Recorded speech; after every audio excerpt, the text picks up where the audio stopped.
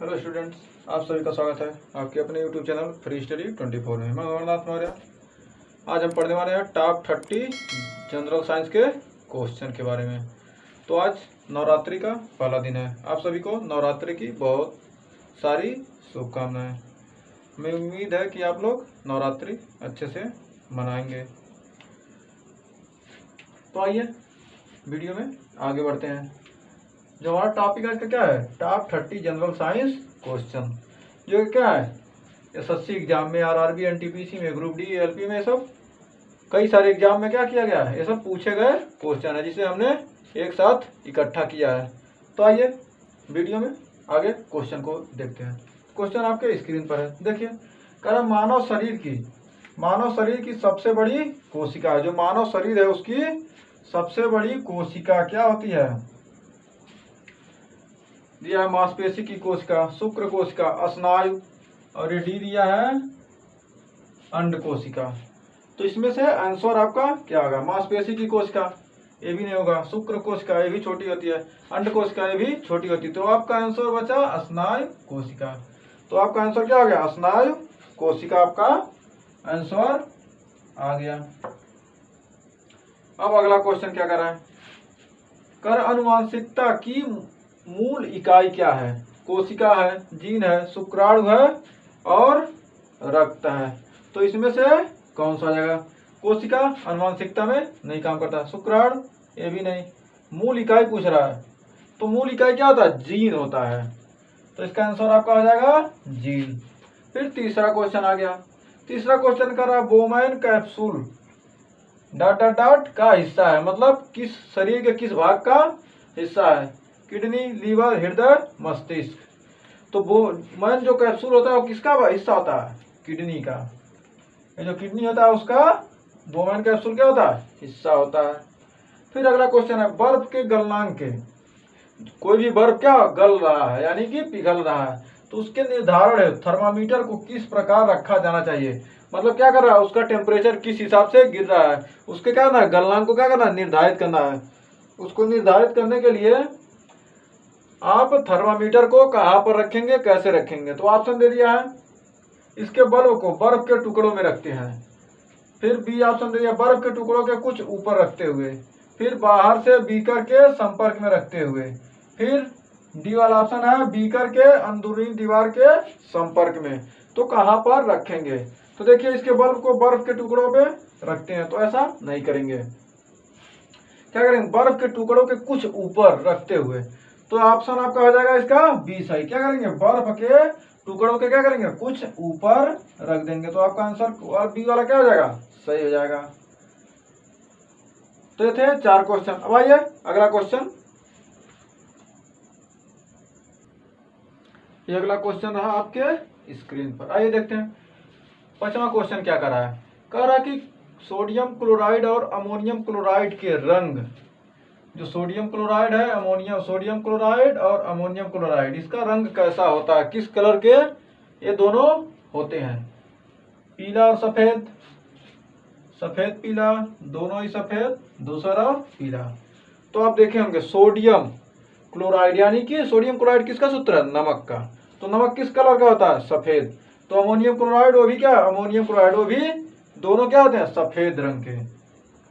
तो ये आपका सी वाला ऑप्शन क्या हो जाएगा? सही हो जाएगा, सी वाला। फिर कह सिरका में कौन सा अम्ल रहता है? ब्रोमिक अम्ल, एसिटिक अम्ल, क्लोरिक अम्ल, नाइट्रिक अम्ल। तो सिरका क्या होता है? खट्टा होता है। तो खट्टा किस अम्ल के कारण होता है? कोई चीज, एसिटिक अम्ल। तो सिरका क्या आ जाएगा? सिरका में एसिटिक अम्ल मौजूद होता है। फिर आ गया अगला क्वेश्चन। कह रहा प्राकृतिक गैस पेट्रोलियम और कोयला है जीवाश्म ईंधन, कीटनाशक, जीवाणुनाशक, उर्वरक। प्राकृतिक पेट्रोलियम और कोयला, जो कोयला है क्या है? उर्वरक है? खाद का काम करेगा? नहीं। तो ये गलत हो गया। अब जीवाणुनाशक, कोयला जीवाणु को नाश करेगा? नहीं। कीट को नाश करेगा? नहीं। तो आपका बचा आंसर जीवाश्म ईंधन है। मतलब क्या कहता है, पेट्रोलियम और कोयला कैसे प्राप्त होते हैं? हजारों करोड़ों वर्ष के बाद, जब क्या होते हैं, पेड़ कभी भी क्या होती है, तबाही आती है, तो पेड़ पौधे क्या होते हैं, जमीन के नीचे दब जाते हैं।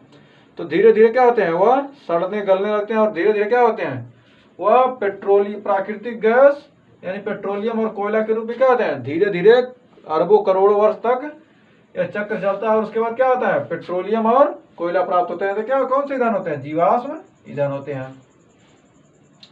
फिर करो रासायनिक ऊर्जा को विद्युत ऊर्जा में बदलने का यंत्र। रासायनिक यानी कि केमिकल एनर्जी को किसमें बदल रहा है, इलेक्ट्रिकल एनर्जी में। तो केमिकल एनर्जी को इलेक्ट्रिकल एनर्जी में बदलेगा कौन, डायनेमो बदल सकता है। डायनेमो क्या करेगा, इलेक्ट्रिकल एनर्जी लेगा, उसको क्या करेगा, मैकेनिकल में बदल सकता है। मैकेनिकल एनर्जी को किसमें बदलता है, डायनेमो क्या होता है, मैकेनिकल एनर्जी को इलेक्ट्रिकल एनर्जी में बदलता है। अब जनरेटर में क्या लगाए जाते हैं, जनरेटर से क्या करता है, उसका डायनेमो घूमेगा, डायनेमो घूमेगा तो क्या करेगा, इलेक्ट्रिसिटी जनरेट करेगा। जब इलेक्ट्रिसिटी जनरेट करेगा तो क्या हो जाएगा, तो क्या कर रहा है, मैकेनिकल एनर्जी ले रहा है, यानी इंजन चल रहा है तो मैकेनिकल एनर्जी दे रहा है, और क्या कर रहा है, इलेक्ट्रिकल एनर्जी में चेंज कर रहा है। तो यह गलत हो गया। फिर मोटर क्या करते हैं, आप सप्लाई देते हैं तो क्या करता है, वह मैकेनिकल एनर्जी यानी क्या करता है, उसके पंखी को घुमाता है और पानी निकलता है। तो ये क्या कर रहा है, इलेक्ट्रिकल को मैकेनिकल में। इन्वर्टर क्या करता है, इन्वर्टर बैटरी से एसी लेगा और क्या करेगा, आपसे बैटरी से क्या करेगा, डीसी लेगा और एसी में उसको कन्वर्ट करके आपको देगा, और फिर एसी लेकर डीसी में कन्वर्ट करके क्या करेगा, बैटरी को चार्ज करेगा। तो ये क्या कर रहा है, इलेक्ट्रिकल एनर्जी को ही ले रहा है। ये भी नहीं होगा। बैटरी क्या करता है, रासायनिक ऊर्जा क्या करेगा, विद्युत ऊर्जा में बदलेगा। देखिए बैटरी में क्या होता है, तेजाब होता है, तो क्या होता है, केमिकल होता है, उसमें केमिकल पड़े होते हैं। जो पानी होता है उसमें केमिकल डाल दिया होता है, जिसे क्या कहते हैं, आप तेजाब कहते हैं। तेजाब होता है, क्या करेगा, वो हो गया रासायनिक, और रसायन के रूप में तेजाब होता है, और क्या करता है, वह विद्युत ऊर्जा में बदलता है। जब बैटरी को चार्ज करेंगे क्या करेगा, उसको छोड़ देंगे, उसके बाद रख दिए, उसके बाद सप्लाई आप किसी भी चीज से जोड़ेंगे तो क्या करेगा, और रासायनिक ऊर्जा को केमिकल एनर्जी क्या करेगा, इलेक्ट्रिकल एनर्जी में बदलने का या क्या एकमात्र यंत्र है। तो बैटरी क्या करता है, केमिकल एनर्जी को क्या करता है, इलेक्ट्रिकल एनर्जी में बदलने, हाँ रासायनिक ऊर्जा यानी केमिकल एनर्जी क्या करता है, इलेक्ट्रिकल एनर्जी में बदलता है। अब आ गया आपका 9वां क्वेश्चन। 9वां क्वेश्चन क्या कर रहा है, कारण निम्न में कौन सी जोड़ी सही ढंग से मिलाई गई है। इनमें से कौन सी जोड़ी है, सही ढंग से क्या की गई है, मिलाई गई है। तो एल्युमिनियम मेटलाइड है, नहीं। सिलिकॉन धातु है, नो। लिथियम गैर धातु है, नहीं। तो प्लेटिनम उत्प्रेरक है। क्यों उत्प्रेरक है, आप हमेशा सुनेंगे प्लेटिनम उत्प्रेरक की सहायता से एक क्रिया कराए, आप केमिस्ट्री में पढ़ेंगे प्लेटिनम उत्प्रेरक की सहायता से इस क्रिया को कराए तो ये बन गया। तो मतलब क्या है, प्लेटिनम उत्प्रेरक आपको सीधे लग जाएगा। आप देखते हैं क्या कर सकते हैं, उत्तर बता देते हैं। तो आइए अगला क्वेश्चन देखते हैं। लीजिए अगला क्वेश्चन रहा आपके स्क्रीन पर। 10वां क्वेश्चन क्या कर रहा है, 10वां क्वेश्चन है चुकवल कौन या क्या है। चुकवल क्या है, सांप है, गिरगिट है, छिपकली है, मलेरिया का मच्छर है।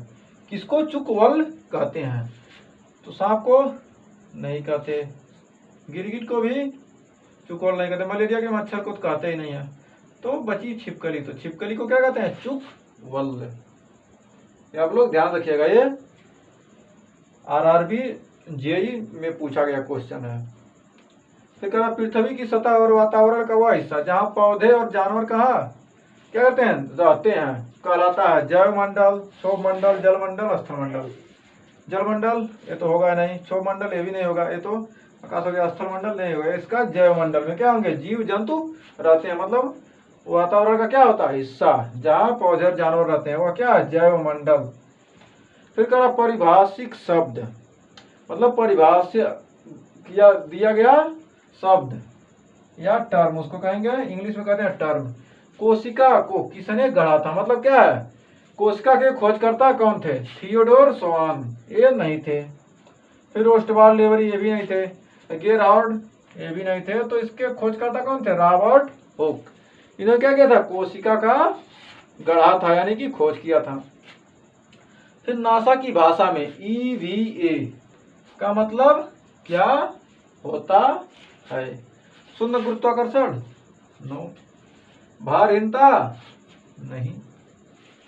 पार्किंग कक्षा, पार्किंग कक्षा ये तो होगा ही नहीं। फिर बचा स्पेस वॉक, मतलब क्या हो जाएगा, इसका स्पेस वॉक हो जाएगा। फिर चंद्रमा एक ग्रह है, चंद्रमा ग्रह है या नहीं, उल्का पिंड है, नहीं, उपग्रह है, सोच सकते हैं, तारा, तारा तो है ही नहीं, तो क्या है, चंद्रमा एक उपग्रह है। ऐसा क्वेश्चन किसी न किसी एग्जाम में पूछा गया, इनमें से किसी भी एग्जाम में पूछा गया क्वेश्चन है, जिसको क्या किया गया, एक जगह इकट्ठा किया गया। तो आप लोग ध्यान से पढ़िए, कुछ क्वेश्चन होगा कि आप देखते होंगे, कहते होंगे बहुत ही आसान क्वेश्चन बता रहे हैं, तो इसका मतलब ये नहीं है कि आपको आता है, आता नहीं है तब भी जरूर वीडियो को देखिए, क्योंकि कहीं ऐसा हो कि आप क्वेश्चन में कंफ्यूज हो जाए और यही क्वेश्चन आपके एग्जाम में आ जाए। तो इसलिए क्या कीजिए, ध्यान से 5 मिनट का समय देकर वीडियो को पूरा देख लीजिए। आइए अगला क्वेश्चन देखते हैं। अगला क्वेश्चन आ रहा है आपके स्क्रीन पर, आइए देखते हैं अगला क्वेश्चन क्या करा। 15वां क्वेश्चन करा, प्रथम अभिज्ञेय आवर्त साड़ी किसने प्रकाशित की थी।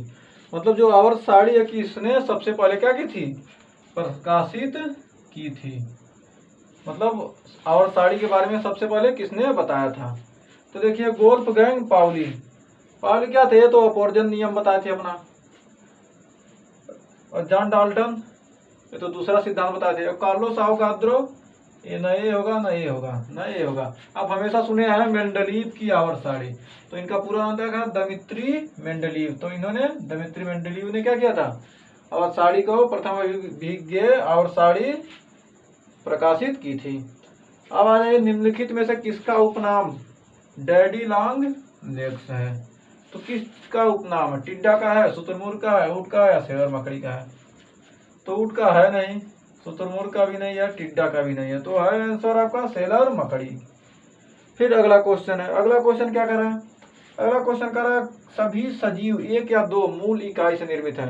मतलब क्या है, एक या दो, मतलब एक कोश की और दो कोश की क्या होते हैं, सभी सजीव क्या होते हैं, एक या दो इकाई से क्या होते हैं, निर्मित होता है। उनका शरीर किससे होता है, एक या दो इकाई से निर्मित होता है। ऊतक नहीं, ऑर्गन ये तो अंग हो जाएगा, ये तो है नहीं है। कोशिका हो सकता है, फलक, फलक होगा नहीं, तो कोशिका ही आपका आंसर होगा। मतलब क्या है, कोई एक केस की जीव और क्या होता है, कोई दो कोश की जीव, तो क्या होते हैं, कोशिका से ही निर्मित होते हैं। अब अगला करा, मलेरिया डॉट डॉट डॉट द्वारा होता है। मतलब किस चीज के काटने से मलेरिया होता है। मादा एनोफिलिस, नी एनोफिलिस मच्छर, मादा एक्यूलेक्स मच्छर, नर एक्यूलेक्स मच्छर। तो न ये होगा, न ये होगा, न ये होगा, तो आपका आंसर मादा एनोफिलिक्स मच्छर के काटने से क्या होता है, मलेरिया होता है। फिर आगे, चेचक के टीके की खोज किसने की थी। चेचक के टीके का खोज किसने किया था, Robert Edwin, wrong answer. Alexander Fleming, ये भी नहीं किए थे। लुई पास्चर, ये तो दूसरे चीज का खोज किए थे। तो खोज किसने किया, एडवर्ड जेनर ने।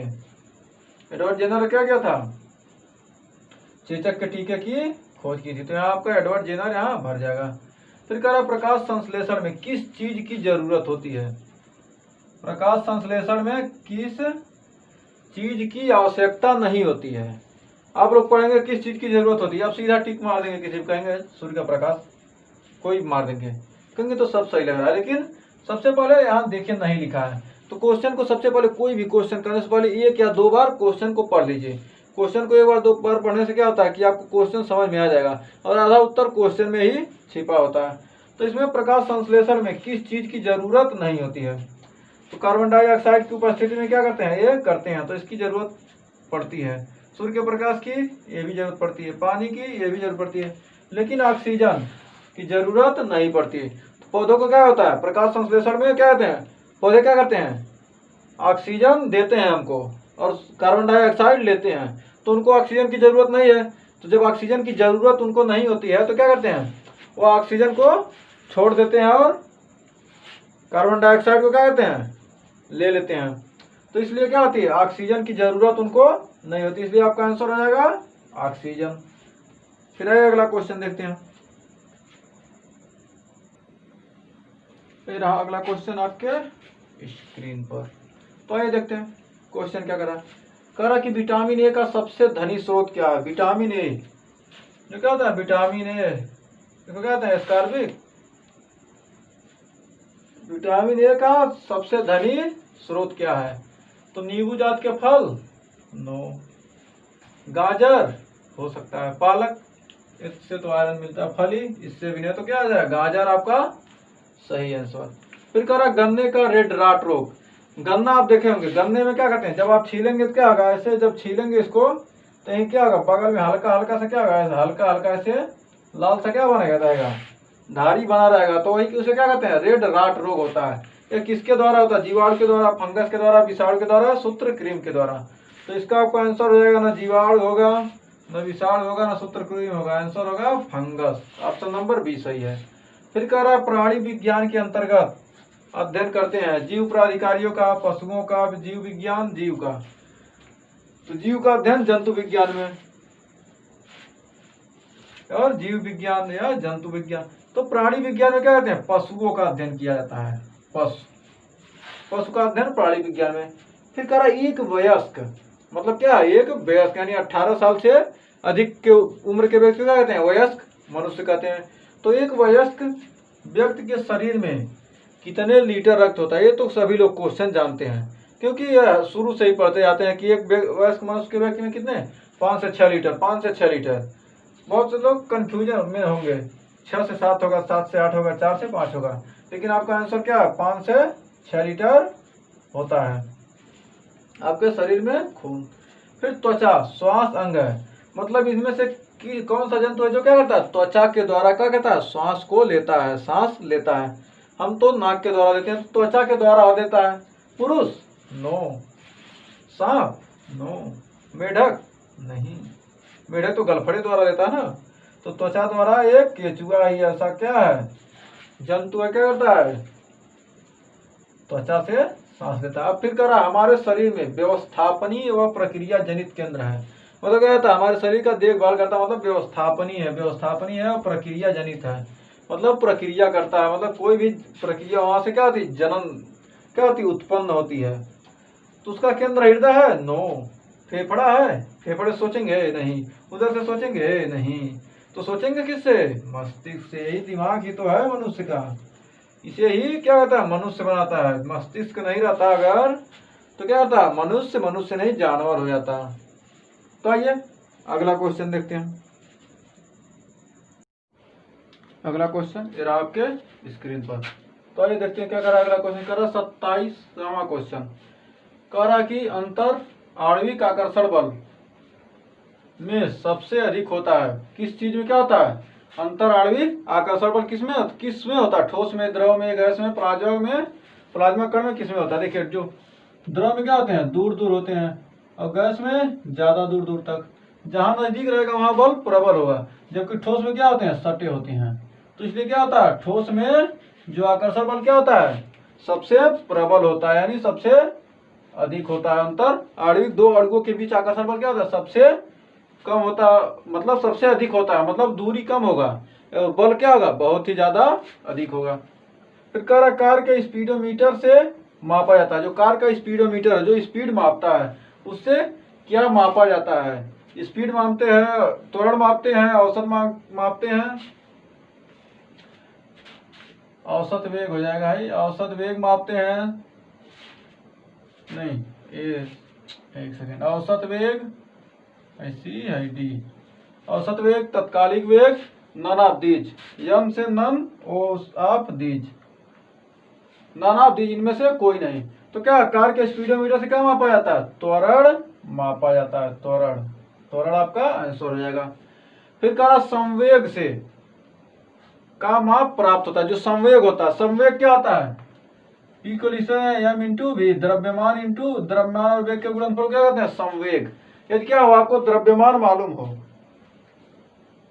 यदि द्रव्यमान क्या हो आपको मालूम हो तो उससे क्या ज्ञात कर सकते हैं, तो वेग आपका ऑप्शन हो जाएगा। न ही द्रव्यमान होगा, न भार होगा, न गति का क्वांटम, वेग आपका आंसर सही हो जाएगा।